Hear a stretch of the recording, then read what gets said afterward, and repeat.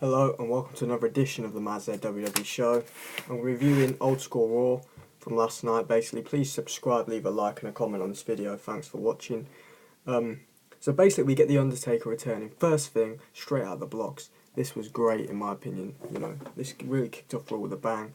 We then get CM Punk, Randy Orton, Sheamus and the Big Show saying they deserve to be facing him at WrestleMania. Vicky Guerrero comes out and says, right, later in the night, you four, you're going to face off, and the winner's going to face the Undertaker at WrestleMania. Who will it be? That's what we were thinking. Well, I had a pretty good idea who it was going to be. I'm sure most of you fans did as well.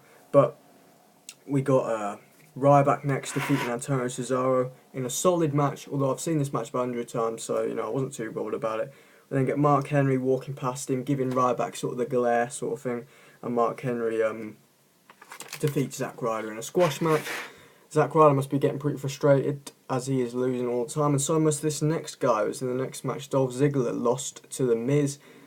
Ric Flair was in at The Miz's side.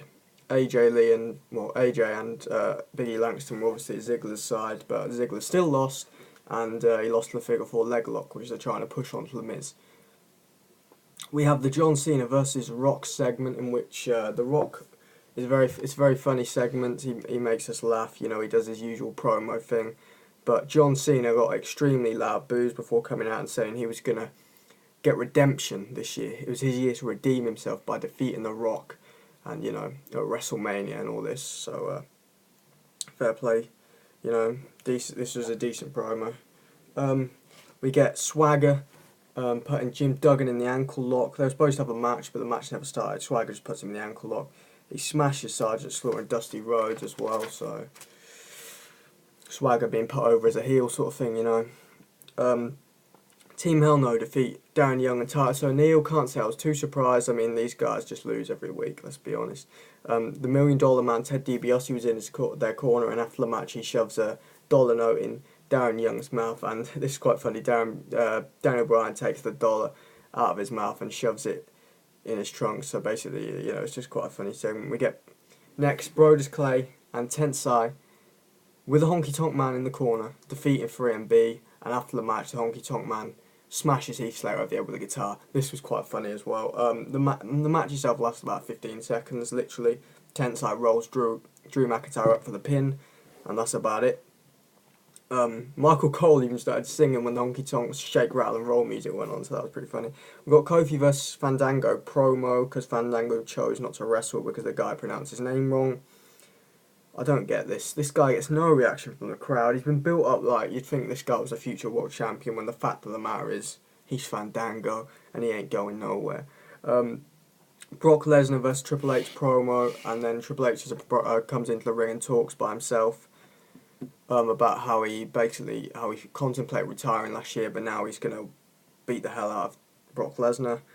Alberto Del Rio defeats Wade Barrett with a cross armbreaker.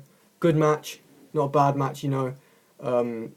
We had Jack Swagger watching from the ramp as well, so this is pretty cool. Wade Barrett's feud with Bo Dallas, as I've previously mentioned, seems to have been dropped. That angle seems to have been dropped.